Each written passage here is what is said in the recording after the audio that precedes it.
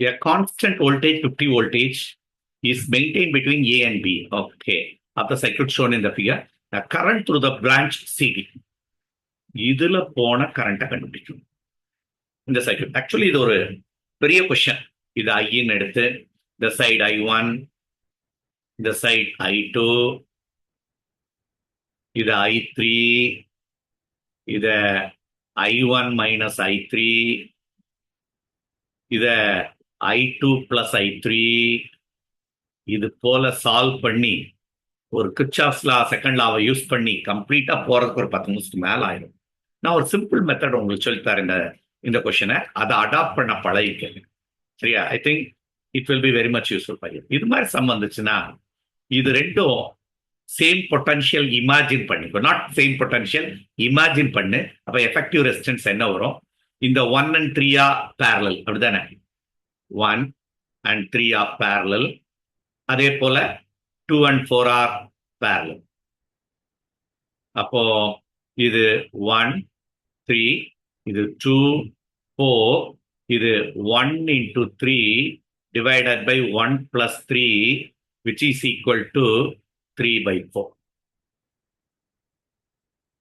இதோட effective resistance. இதோட effective resistance 2 into 4 divided by 2 plus 4, 8 by 6, which is equal to 4 by 3.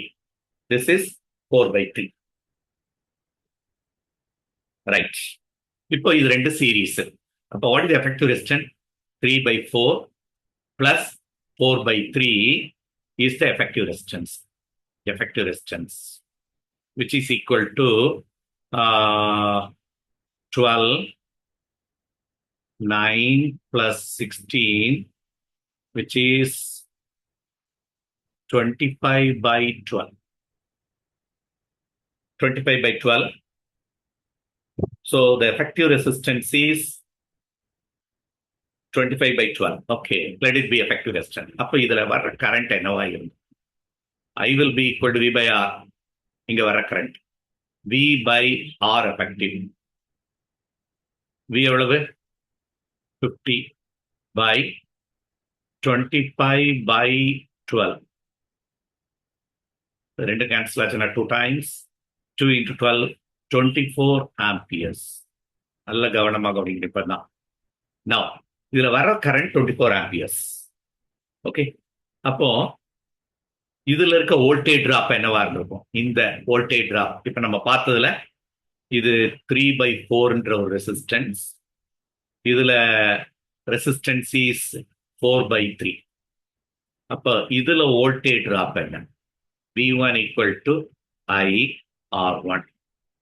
I வந்து 24 into R1 வந்து R1 is nothing but 3 by 4. அப்ப இதுல இருக்க voltage drop 18 volt. இதுல 18 வோல்ட்டா இருந்தா இதுல 18 வோல்ட்டா இருந்தா இதுல 50 minus 18. 50 minus 18 நம்ம போட்டோம்னா 32 வோல்டேஜ் டிராப். இப்பதான் நம்ம கொஞ்சம் இன்டர்பிரட் பண்றோம். ஸோ இதுல 18 வோல்ட், இதுல 32 வோல்ட். இப்போ will come to this point. இதுல 18 வோல்ட், அப்ப இதுலயும் அதே 18 வோல்ட் தான் இருந்திருக்கணும். அப்ப இதுல போன கரண்ட் என்னவா இருந்திருக்கணும்? I equal to V by R1.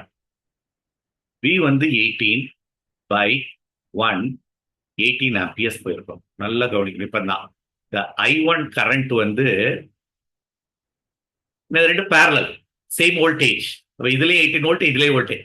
இதுல போன கரண்ட் வந்து 18 ஆம்பியர். சிமிலர்லி இத I2ன்னு வச்சுக்கோமா, இதுல போனது I2ன்னு வச்சுக்கலாம்.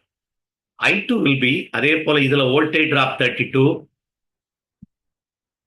V by R2. R2 resistance வச்சிருக்கேன். V வந்து இங்க 32. இதுல போன current R2 will be 2 ohm. அப்ப இதுல 16 amperes தான் போயிட்டு இருக்கு. நல்ல கவனிக்கும். இங்க போனது 18, இதுல பாஸ் ஆறது 16. அப்போ ரிமைனிங் கரண்ட் இதில் தானே போயிருக்கணும். 2 ampere should flow in that direction.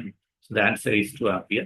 This is one of the easy method you can able to follow this type of sum. Otherwise, it's very complicated sum to solve this. Okay.